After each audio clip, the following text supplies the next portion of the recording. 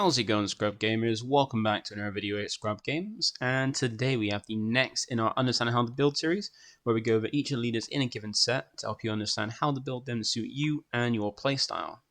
Now, as we've done, we've gone over the blue, the green, and the reds. Now onto the yellow leaders, and we've already done Cad Bane, so it only means that next month we have Doctor Aphra.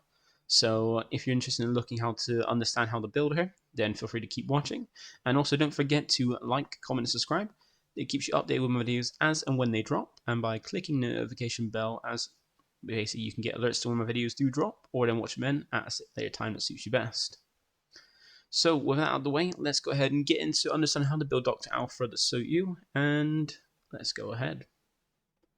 So, like we like to do, we like to go ahead and look at the leader and see what it wants to do, because while some of them are generic, some of them are more theme focused. So you want to go and understand, because if it's a theme focused one, you don't want to start playing it by building it generically and then not have anything to do with the leader. So we want to have a look and see what they kind of benefit. So Doctor Aphra is our second one that is a leader that is Cunning and Villainy, so has access to the yellow and black aspects. And the only trait she has is Fringe, which doesn't really have any benefit whatsoever. It's a trait we've seen on a fair few cards, but nothing that kind of benefits it for that trait. So unfortunately with this leader you don't get any benefit in traits, but she does deploy quite early, not the earliest, but quite early, at 5 resources, because she has an epic action, which is an action you can use once a game. And if you control 5 or more resources for her case, you can deploy her from the leader area to the battle arena to kind of join the game. And when she does come down, she is a 2/5, but she can increase those stats because she has an effect where, while there are 5 or more different costs among cards in your discard pile, she gains extra free power.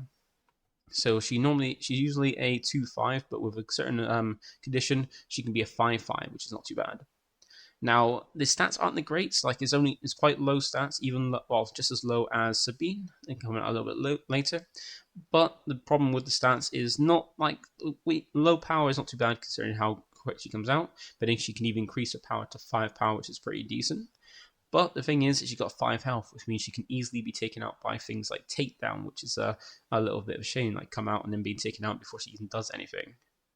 But she's not too bad of a leader, and she's one that kind of benefits more like later on in the game when we get a few more sets, because she's all about regarding the discard, which there's not many things that kind of benefit with the discard at the moment, but as we get more things that actually could be a very beneficial leader.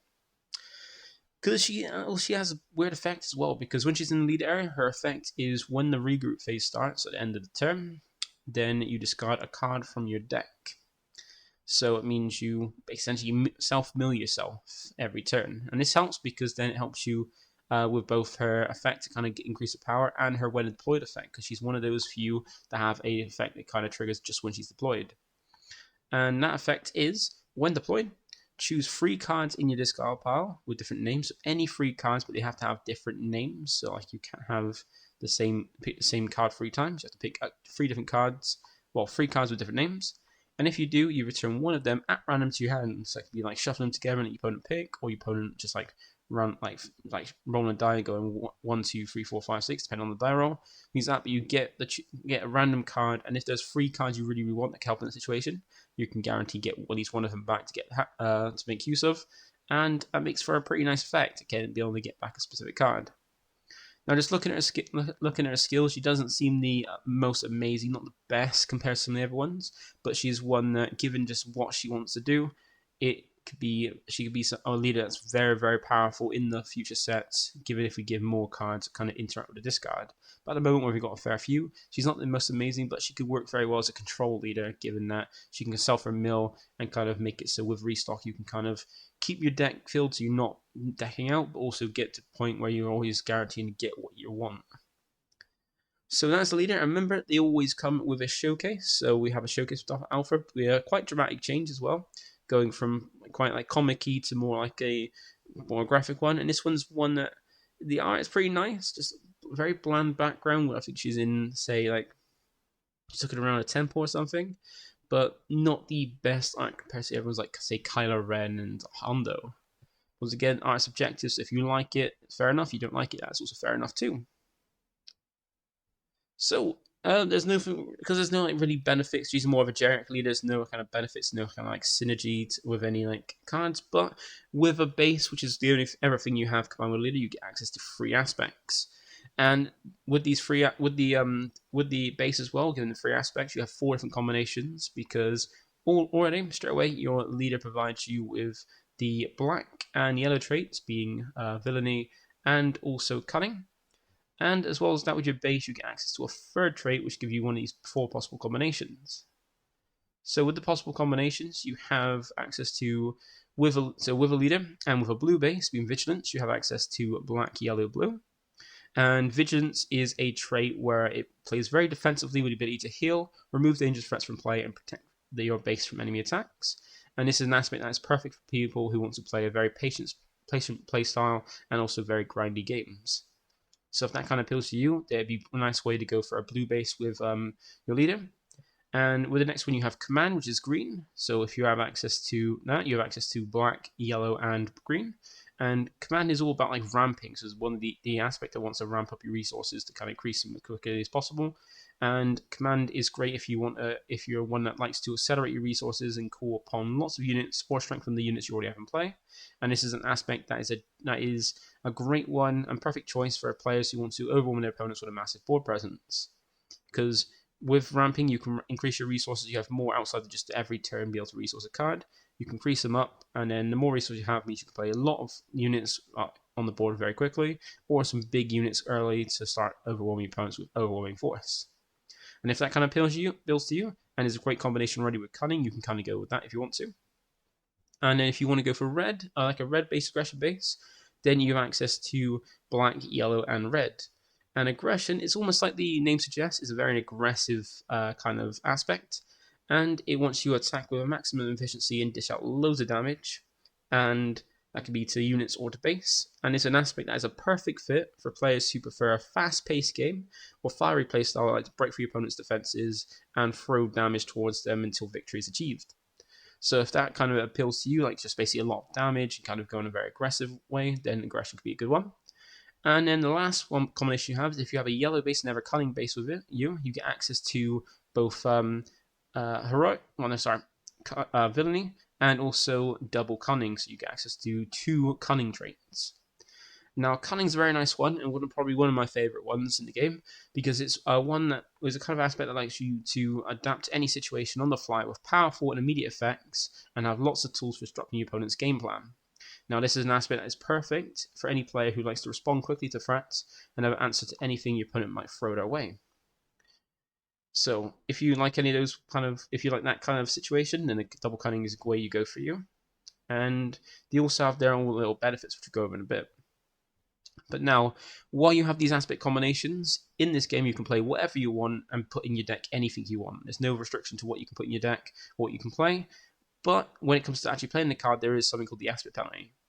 Now, the aspect penalty basically means that if you want to play a card, if any of the aspects on that card do not match what is on your leader or base, you have to pay an extra 2 per aspect that doesn't match in addition to its cost. So say if I was going with the first one, being having Doctor Aphra here with a blue base, I have access to black, yellow, and blue. Now that basically means if I wanted to play a just black, just yellow, or just blue card, or a black blue or a black yellow card, that'd be fine. The aspects all match on my leader and base. It means I can play the card without paying the aspect penalty, so I pay it for what the printed cost is. Now, if I wanted to play with that same aspect combination, a green card, because I don't have green on either my base or my leader, I'd have to pay an extra 2 on top. So if the card costed 3, then I'd have to pay an extra 2 on top, making it a 5 cost if I want to pay paying because the green aspect doesn't match on your leader or base. Now, if you have 2 aspects that don't match, say you had a green card that was also a heroic one, so green-white, because neither of those aspects match, and there's 2 of them, that's an extra 2 per, so that's a 4 on top, because 2 times 2 is 4. And on top of that, with the cost, if the card costs 3, that's a total 7 card you have to pay for a card that would normally cost 3. So while you can play absolutely anything, there is an aspect penalty for aspects that don't match. But while it doesn't seem great to pay an aspect penalty on sometimes, some cards can be worth paying the aspect penalty because depending on their effect and what they want to do for your kind of game plan. So you have to figure out if you want to include cards that have the aspect penalty, you can still do it because it could be the effect could be worth the extra cost. So, and also do remember as well, because each aspect only provides one. So just like the same thing, if you want to play double aspect cards and you're playing Doctor Aphra with blue and you want to play a double Cunning card, because you have the Cunning aspect on Aphra, that provides you with one yellow, but because you don't have a second yellow aspect, because each one counts as one aspect, you have to pay the aspect penalty for that as well. So if you were playing Doctor Aphra with a blue base, you want to play a double Cunning card, you have to pay an extra 2 aspects because you'd have the one yellow aspect from Alpha because you have a second one. That second one will cost you an extra 2 to that card's cost. So do keep that in mind.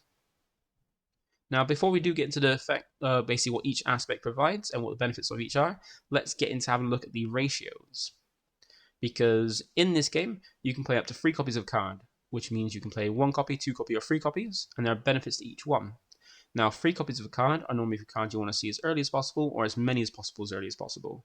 And those are normally things for like turn 1 plays, your cards in early that are kind of really beneficial. So things like Inferno 4 being a very good example, because the card you can play as early as turn 1 has a great effect and great stats to kind of start off the game.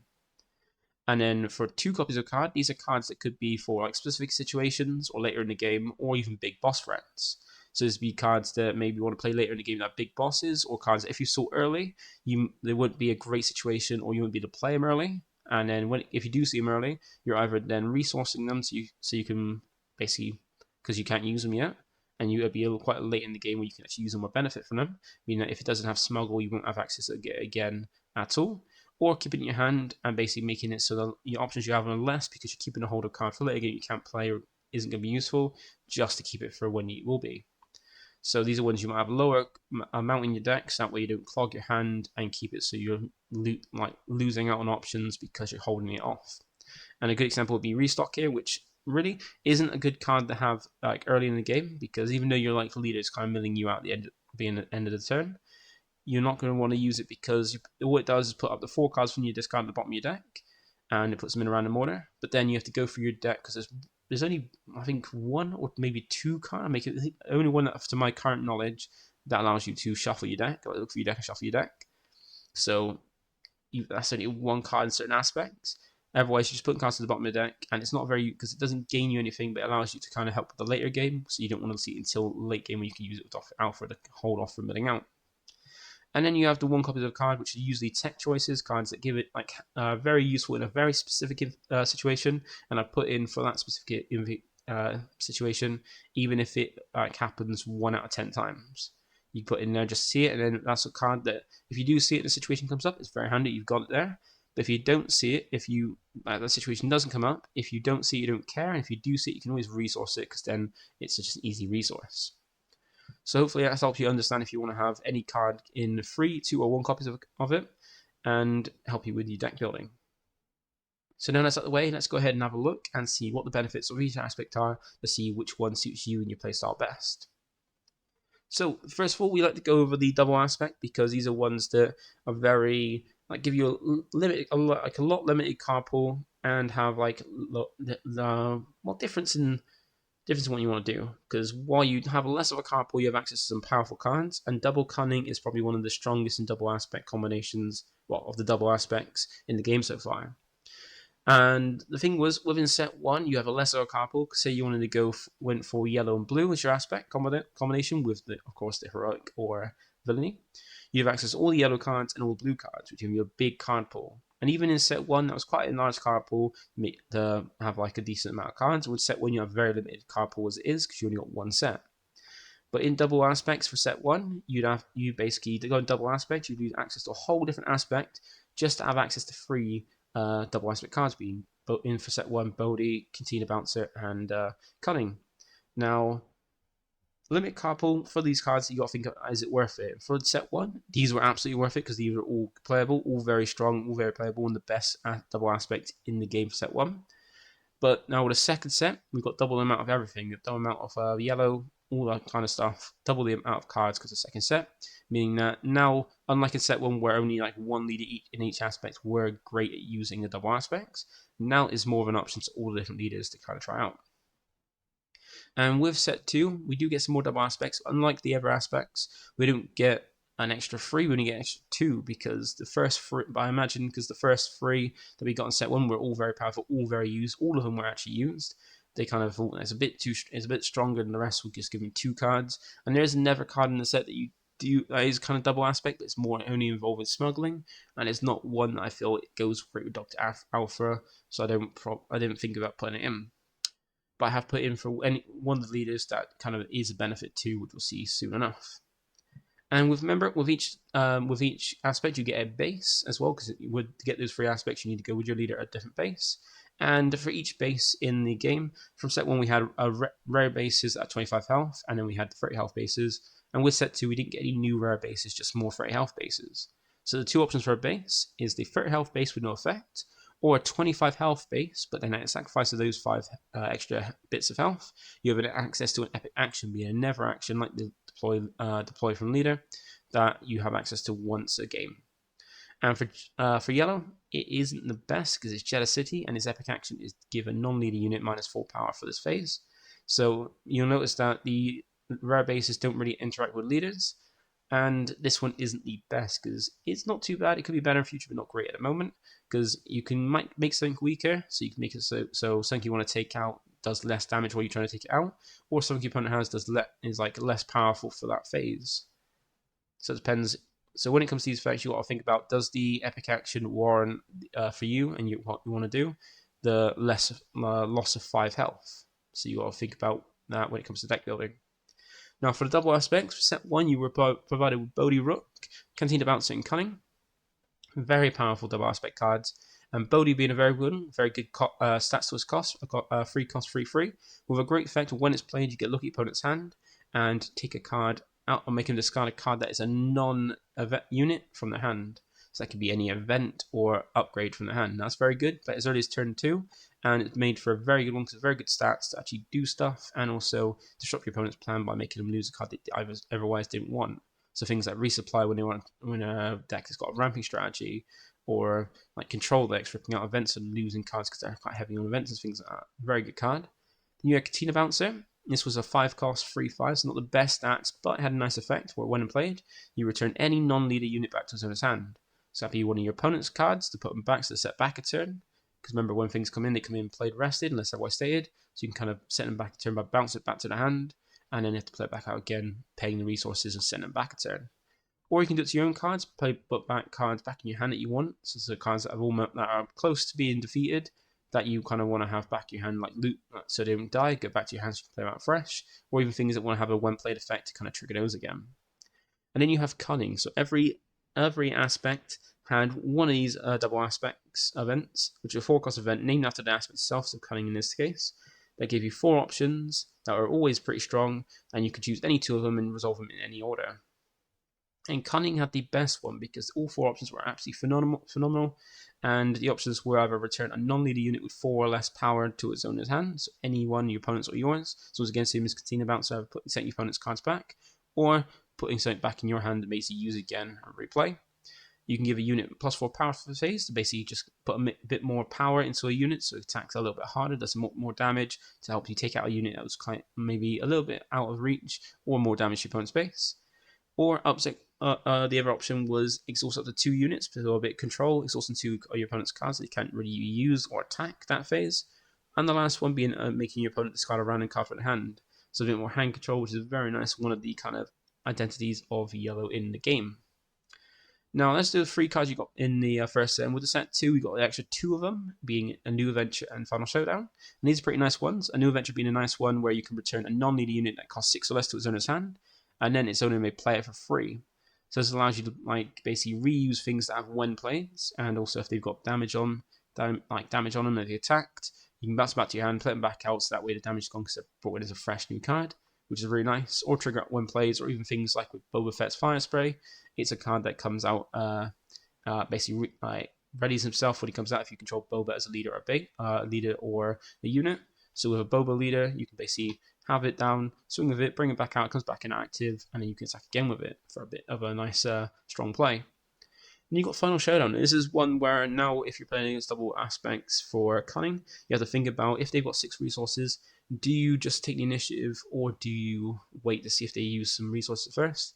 Because if you're against double yellow and you take the initiative while they got 6 or more resources up. If they got enough damage on their board to kill you and play this, they can take you out because say you got 15 health left, and with the combined units they got 15 or more power. Cost the units, and you pass turn, they can always play Final Showdown, which allows them to ready every unit they control, and at the end of the regroup phase, they lose the game. Now, they'll lose the game at the end, but if they've got enough damage to take you out, they're going to take you out, and because you take an initiative, you've got no more actions to stop them. So you've got to be very careful about double yellow. Now, if they've got a large board, and you leave them with 6 resources and take initiative, are you going to die that turn if they've got this card? Now, very good way to play, very nice, but then is it the best way to play with Doctor Aphra? Yeah, it's be something you have to decide and have a look at with the card pool. Now we have the on the other aspects. So now we have with blue being Vigilance. So the rare base for Vigilance is Security Complex, and what it allows you to do with its epic action is give a shield token to a non-leader unit you control. Well, actually, sorry, not to you control, to a non-leader unit. It could be your opponent's or yours, but it's more like to protect it. And once again, it doesn't go to a leader, but it does go to any other unit. So you can give a unit a shield, can protect it from damage for once, and kind of have a little bit more survivability on the board. No blue, it's very nice. As we said, it's all about like playing defensively, and you've got very nice turn 1 players like Inferno 4 and Doctor Pershing, allowing you like to have a card play turn 1 and give you good benefits. Because Inferno 4 allows you to look at the top cards when it's of your deck, when it's defeated or played, to put any cards among them to the bottom of your deck and keep the rest of them on top. And kind of helps you look at see what you're going to draw into the next turn and kind of see if you want them and kind of move them about. You also got Doctor Pershing, which doesn't trigger anything on its first play, but is a 2 cost with 5 health. No power, but 5 health. And it's got a nice effect where you can tap him and deal 1 damage to a friendly unit, either yourself or another unit you control, and then you draw a card. So there's a way to give you more cards, draw for your deck quicker, especially with Doctor Aphra milling itself as well, allowing you go for your deck a lot deeper, a lot quicker than most decks can. And also kind of trigger things like Grit as well as a nice way to do. You've also got the Avenger, like you've got some very big spaceships and very nice control cards in the blue as well, Avenger, where when it's played or when it attacks, you make your opponent choose a non-leader to control defeat it. And very solid stats at 9 costs, so whopping 9 costs, but very good stats at 8/8. You also have some very nice controlling effects, controlling events in things like Powder Dark Side and Super Laser Blast, with Super Laser Blast just killing everything on the board, eat all your stuff and all your opponent's stuff. And also Powder Dark Side making your opponent choose a unit they control and defeat that unit. Now both Avenger and Powder Dark Side are cards where they benefit more if your opponent having a small board than a large board. So if they're a large board and you make them choose, they get to choose. They can choose. They're mostly going to choose the card that is the one they care about least or the weakest one to get rid of. Whereas if they've got less of a board, they've got less options, and even if they just got the leader on board, or at least for Powder Dark Side, they have to KO that as well. So it could be like worse choices and make them have a tougher time choosing. Now, on the normal side of blue, you also have access to some very nice cards, some very good control cards like Regional Governor, which when played, you can name any card whatsoever, and while this card is in play, your opponent can't play the named card. So you can use this to kind of stop your opponent from playing cards you don't want to play, which would be very handy. And you got some nice events like Entrench. Now, this is one that, for 2 cost, gives a extra free boost to a card. And you might think that's absolutely amazing, but it comes with a downside where that unit can't attack bases. So you can use this on your stuff to kind of boost it up so it's bigger, and then make it survive, bigger to survive, but can't attack your opponent's base. Or you can use it in a different way, which most people use it now, which is put on your opponent's card. So when you put on your opponent's card and they get stronger, if you don't have anything in your in that same arena, they can't attack with that card. So any cards that has a 1 attacking can't trigger that because they can't attack, and they can't attack your base because of this effect. So this keeps you, by having nothing in a certain arena and putting this on opponent's card, they can't attack your base because of this card, and they can't attack anything in your in that same arena because you don't have anything in it.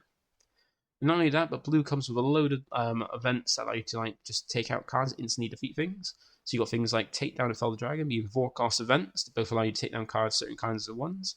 So Takedown allows you to defeat anything that is 5 or less remaining HP, could include leaders as well, like Doctor Aphra herself. Or Fell the Dragon, which allows you to defeat any non-leader unit that has 5 or more power. So different ranges. And then you also have Rivals 4, which is a 6 cost, allows you to defeat any unit, no matter what, be a leader or any other normal unit. So if you want to play a more controlling game, which is probably how I would play Aphra, to be honest, I would play it more blue because you've got a lot more control, very controlling thing, which also allows you to, with Alpha's effect, get cards back from the discard as well. And then with restock, allow you to kind of grind on the game and kind of help you out there. And then we have, for the next one, we have Cunning. So the rare base for this one is Educated Version Lab, which is the most overpowered and overused base in the game. It's one of the strongest ones of, probably the strongest ones of the rare ones, because its epic action is play a unit that costs 6 or less from your hand and give it ambush for that phase. Now this is great because of the fact that it allows you to bring in a card with ambush. Ambush is a very great skill, because normally when you play a card, you play it in rest mode unless otherwise stated. But with ambush, it allows you, when you play the card, you can then ready it and attack into one of your opponent's units the same turn it's played to kind of like attack straight away. And while you do play it out with ambush, that's the main benefit of it, is getting it with ambush, because when you play the card, you still got to pay the cost of it. You do not pay out for free, you got to pay the cost of the card. But you come in with it ambush, which is a very good skill. Now, some good options you have in the dark side of green as well. You have things like Salacious Crumb, allowing you to give you a bit of healing, and also a bit of ping damage by actioning, tapping himself back, putting back in your hand to put a damage on your opponent's ground units. And every time it's played, heal damage, you can keep using the ping damage healing. Damage healing is only got one resource. You also have some good ramp in like Super Laser Technician, allowing you to essentially have it in play. One of your few ramp options. Because when he's defeated, you can put in the player's resource and ready it. So not only does he come in a player's resource, but he also comes in active, so you can make use of it at the same turn, which is very unique to the ramp cards. And you might think he's got to be defeated. That's going to be difficult. It's not very difficult, because once your opponent puts something in the ground arena, you can only ram it, because it's only got one health. Any one damage is going to take out. And you can even use things like Salacious Crumb if you feel like your opponent isn't putting anything in the ground arena to kind of force that damage, because it puts it on any ground unit, even yours. Then you have some pretty nice big things. You can have like things with Darth Vader being a very good card, being a 7 cost, 5/7. Comes with ambush, and when he's played, looks at top 10 cards of your deck, and plays any number of dark units, villainy units with a combined cost of 3 or less. Plays them each for free. So you can either play one free cost, a 2 and a 1, or 3 1 costs out of it when it's played. Very nice card, very good. Gives you good board presence and also a nice big threat to drop down. And this is kind of ideally what you want to ramp towards, like base ramp towards the later, by some bigger units to play out big things like Vader and stuff as well. You even have things like Overwhelming Barrage as well, which is a very nice event that allows you to give a boost to a unit, either a 2/2 boost, and then that unit then deals its damage equal to its power, divided as you choose among any number of other units. So you can make like a Vader, give a boost to Vader, making it now a 7/9, and now because he's got 7 power, you deal 7 damage among units however you choose. Very good card, very powerful, and nice one to grab back. Some of these cards are very nice cards to add back from Alpha as well. And then, given that Alpha kind of mills your cards, mills you at the end of every turn, Palpatine's Return is a very nice event to kind of go with it, got its effects, because it's a 6 cost event, so you can ramp up the play. And what it allows you to do is play a unit from your discard pile, so any unit from your discard pile, which is very nice, and it costs 6 less, so you can play it you pay it from your discard, but you pay it for less, 6 less, basically the cost of Palpatine's Return. But if it's a Force unit, it costs 8 less instead. So you can kind of play out Vader for free, Maul for free from your discard, and quite nice. And even if it's not a Force unit, if you like, it's just great to have 3 copies when you play Alpha, because it allows you to play any card from your discard pile, or any unit from your discard pile for a 6 less. So essentially, played it from your discard using this card in your hand to do it. So a very nice card there. And then you got on the normal side of green, you got some pretty nice units. So you got Cunning and Scanning Officer being 2 like good turn 1 plays. Because Cunning, when you play a command unit, including itself, you heal damage in your base, give you a bit of healing, staying in the game. Scanning Officer, never a good one. Same stats and same kind of stats as Leon, but its effects a little different. Where when she's played, you can reveal 3 enemy resources, 3 opponent's resources. And then you defeat each resource with the smuggle keyword revealed on those 3 cards. And then for each resource you do defeat, they put the top card of deck in play as a resource. So if you're going against a smuggle strategy or a deck that's got smuggle, you can always use this to kind of do a bit of smuggle hate, which is quite nice. So it's very niche, very specific, but it can be very useful if you're going against a smuggle deck. Then you got some bigger things that you kind of want to ramp up the play, like Artiquin's Assault Cruiser. Very nice card, 8 cost, 7/8. Has ambush as well, so it can attack the same turn it's played into opponent's units. And then when this card attacks and defeats a non-leader unit, you can put that defeated unit into play as a resource under your control. So you can basically use this to kind of defeat your opponent's resource units and ramp them into your energy rather than their discard. Not only that, but you have some very nice cards, like nice events, sorry, like Timely Intervention, allowing you to basically have more copies of Energy Fusion Lab, but with less of a restriction. Because it's a one-cost event, allows you to play a unit from your hand and give it ambush for its phase, and remember, you do still pay the cost for the card. You're not playing for free, you still have to pay the cost, and is a one that you can even resource early to kind of smuggle out later game to use. You also have Resupply as one of your ever ramp options as well. This allows you to put it into play as a resource as soon as you play it. So for free energy as early as turn 2, you can ramp it and increase your resources. So if you want to kind of go for a ramp strategy and play and have some good synergy with Alpha, then this is a good way to play as well. And then the last aspect we have is aggression. So this is more like an aggressive kind of playstyle, like just throwing out damage left, right, center.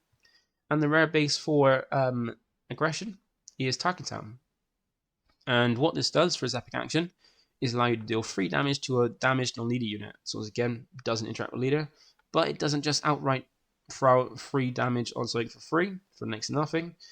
You have to do also damage leader. But one nice thing about this is if you try to take out a unit but you just fall just short of taking it out, Target Town is there to finish the job and help you take out that unit, kind of do the last little bit that you couldn't do. Now on the dark side, you've got some pretty nice effects in pretty nice cards in aggression for Alpha. You got things like Django Fett, would be a nice 4-cost unit, 3/6. But if you've got anything to do with bounty on your opponent's board, when he attacks a unit with a bounty, you can give it gains extra 3 power at over 1. So if he defeats a unit, any excess damage that goes over their health goes to your opponent's base. And just when he attacks and defeats a unit, he draws your card, so giving you more options as well, more value in hand. You also got some pretty nice big units like 7th Sister and Kylo Ren being good force units in there as well. Like 7th Sister being a nice one, being a 3/6 that has Saboteur, so you can ignore Sentinel. Don't have to worry about Sentinel, and if it attacks to a unit that's shielded, defeats all the shields before doing damage. And when she does damage to your opponent's base, you can deal 3 damage to a ground unit, so you can worry about less about the units, swing to the base and deal 3 damage out to the unit to potentially do the same thing almost. And then you got Kylo Ren being a nice one, a 6-cost, 6/7's pretty good stats. And on attack, you can give a unit plus 2 power for this phase. And if it's not a dark unit, you can give it an experience token as well. So not only do you power up, you give it experience token, and give it even more power, which is cool. And you have some pretty nice space units like Imperial Interceptor, which just when played as a 4-cost to 3/2, allows you to do 3 damage to one of your opponent's space units and take them out before attacking. And you have some great events like Force Choke, which allow you to do 5 damage to a non-vehicle unit. And then the controller of that card draws a card. So when you do 5 damage to something, they do have if you do on something, if you do on your opponent, they draw a card as compensation. Or you can do it on your own to take trigger when defeated and then draw yourself a card because you're the controller. Things like that. Now it's a 2-cost, but can become a 1-cost if you control force units. Yeah, got a benefit there. But these are some pretty nice cards to help, like if you're on the dark side of aggression. And on the normal side of aggression, you have some pretty nice ones. You can go for quite a hand control focus if you wanted to, because you have Wolf here, which helps against like things that want to heal by being a 2-cost 3/2 that when he's played or when he attacks, your bases can't be healed. So holding off your opponent trying to heal damage away that you keep throwing out, which is very nice. Also Saboteur, so you can ignore Sentinels and stuff. And then you have some pretty nice big units like IG-11 and Crate Dragon. Now IG-11 is a pretty nice one, where it's 5-cost, 6/5, so pretty good stats for its cost. And if he would be tried to be captured, so we get like anti-capture tech, you defeat him and deal 3 damage to each enemy ground unit instead, which is pretty nice.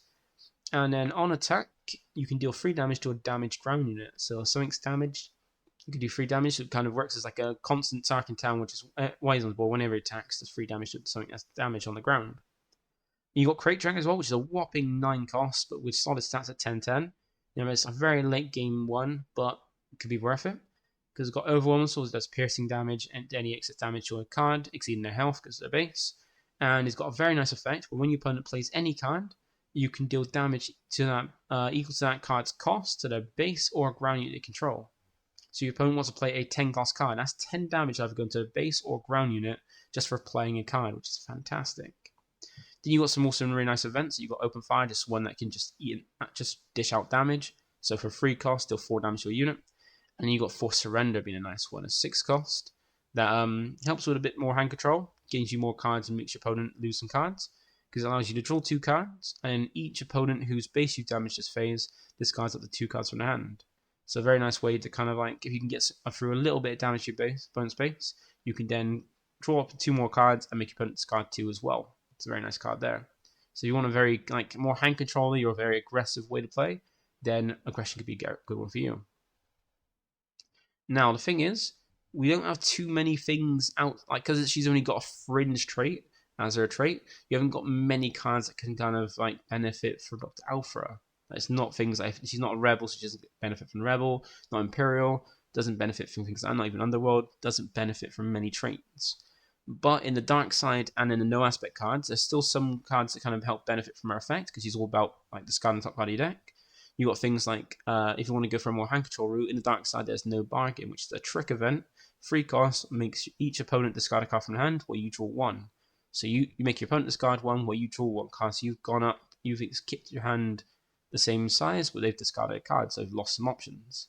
And you can make this a little bit cheaper with Jabba as well, by reducing the cost of trick events by 1, so you can work with that. And Jabba is in the same aspect as Doctor Aphra, so you can go well with that. But in the non-aspect, you've got some nice things that kind of help with the whole discard and top card of your deck. You've got Restock, allowing you to choose up the 4 cards from your discard pile, put them back on the bottom of the deck in any random order, which if you have no deck, that's basically your deck. And then if you keep, the nice thing about this is you can use Restock to put back itself, another copy of Restock, and also a card you want to draw into on the best back of your deck. And that's free, because that's perfect, because remember, you mill 1 at the end of your turn, and then you draw 2 at the start of your turn. You mill 1 at the start of your regroup phase, and then for the regroup phase, you then draw 2. So you put 3 back, so that way when you mill 1, you either mill a Restock, so you still got a Restock in the deck and the card you want, or you mill the card you want, which is unfortunately you get 2 Restocks back, which means you can keep recycling the top card of your deck, because normally you would just use Restock to go Restock and another card, and then just draw those 2 and carry on. But since you mill the top card of your deck, you want to put back 2 Restocks and a card you want. So hopefully, one of the card you mill is one of the Restocks. You get back a Restock to do it again, and the cards you kind of want to draw into, you've lost in the turn.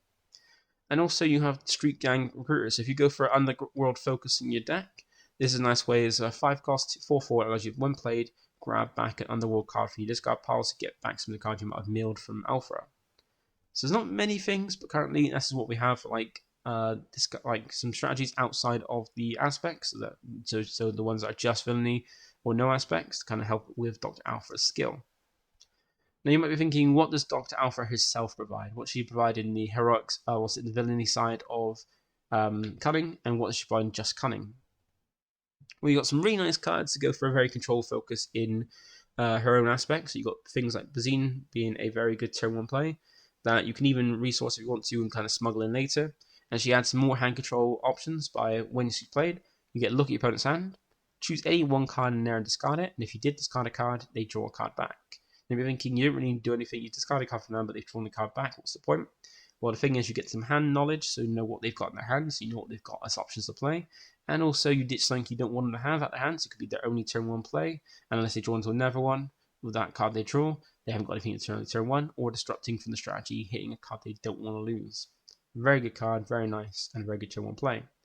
Then you got benefits of things like Jabba and Bounty Hunter Crew being very nice cards. So Jabba being a very bulky 4 cost at 2/8, and makes every trick event you play cost 1 less. And there's a fair few trick events that are very few, or there are a fair few in set 1. There's more in set 2. It gives some very nice, good cards that you can go for a hand control focus, or it's like nice control focus. And when he's played himself, you're allowed to look at the top 8 cards of your deck to search for a trick event and reveal it and draw it. So you can how it allows you to also find the trick events to kind of have them to use as well. So he's one of the few cards that when play kind of replace himself in hand, potentially with a new card. And you've got Bounty Hunter Crew, which is another one that kind of gets the benefit of Doctor Aphra's mill card by getting back stuff in your discard, but there's only specific cards.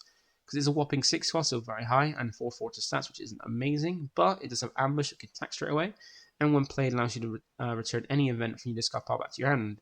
So if you mill all your restocks, or both of your restocks if you're only playing 2, then you can use this as a way to get them back, which could be very handy just in case that ever happens.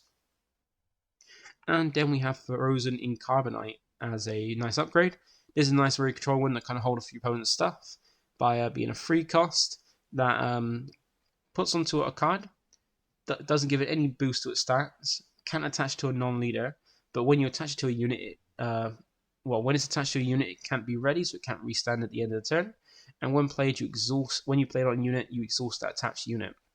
So you can kind of put on something your opponent has to basically exhaust it and make it so it can't ready, and then while this is on it, it can never be ready. So you kind of have to play a new copy of the card, or get rid of Frozen Carbonite with one of the upgrade kind of removal cards. Not only that, you get a really nice card in No Good to Me Dead, being a very good event, because with how the turns work, with how the phases work in Star Wars, is rather than being like most games where at the beginning of the turn is when you like draw, charge, and untap, and start the rest of your turn. It kind of is in reverse for Star Wars, where the start of your turn is when you have an action phase, when you like deploy your leader, play events, pay costs and stuff like that. And the end of the turn is when you do your whole draw, resource, untap. And considering that the turn you play this, the unit can't ready, and the end of the turn is when the card will ready, it doesn't ready at the end, so the next turn is still rested, so you can rest the card for 2 whole turns, which is very, very nice. And then on the non-dark side of Cunning, you have some pretty nice units as well. You have things like Greedo, Strafing Gunship, and Fennec is very good units. You got Greedo's being a very nice one where it basically adds extra mill. Very nice stats, very cheap cost, and when you're defeated, you can discard a top card from the top of your deck. And if it's an event card, well, a non-unit card, so an event or an upgrade, you can deal 2 damage to a ground unit. You got Strafing Gunship being a very nice space unit that has the very unique effect of switching between arenas. Because usually in this game, you can only attack in the same arena, so ground can attack ground and space. But Strafing Gunship has a nice effect where it can attack the ground arena from the space arena. And when it does that, if it attacks a unit in the ground arena, that defender gets -2 power when it fights back. So when you attack something with this in the ground arena, it does less damage back, and you can kind of like attack the ground arena from space, which is quite nice. And then you have Fennec being another one that kind of has a benefit from your discard pile, because it's a 7 cost, 4/6, with ambush, it can attack the same turn it's played, and when it does attack, you can deal 1 damage to the defender as long as it's not a base, so basically a defending unit, and for each different cost among cards in your discard pile, you do 1 damage to it. So the more different costs you have in your discard pile, the more damage you do when it attacks. So if you've got cards in your discard pile that range from 1 to 7, that's potentially 7 damage you're doing to a card, which when you're attacking the sink, you can potentially take it out before you can get the exchange damage. And then you got very nice events, like you got McClunky here being a nice trick that goes well with Jabba, and an Underworld card, so searchable, retrievable via Street Gang, and it allows you to return a friendly non-Underworld unit back to your hand to kind of replay and use it as reuse its when played effect, or just if it's damaged and close to being defeated, put it back in your hand so you can play it back fresh. And when you do, you deal 3 damage to a unit. Very nice card. And you got Waylay being a never trick event, never benefit with Jabba, and allows you to return any non-leader unit back to its owner's hand, so a bit of disruption there. So, just in her own aspect, she has very nice cards that kind of help with her kind of thing, and that is everything for Doctor Aphra. So hopefully, she's quite a unique one, quite a different one, and one I feel isn't the best at the moment, but still can be played in good ways. But she's one of those leaders where she has very good future potential, because the more cards we have in the future that interact with this card, the better she can get. So I'm going to be looking forward to seeing what kind of benefits you can get in future, because it should be a great one to play as the game goes on and gets older. So that's it from me today. Thank you for watching. Feel free to like, comment, subscribe. And that is all the dark side of Cunning done. So next we're going to start with the next one, and that is going to start off with the one and only Fennec Shand. So if you're interested in learning about Fennec Shand and understand the build her, stay tuned, and I'll catch you in the next one. Bye for now.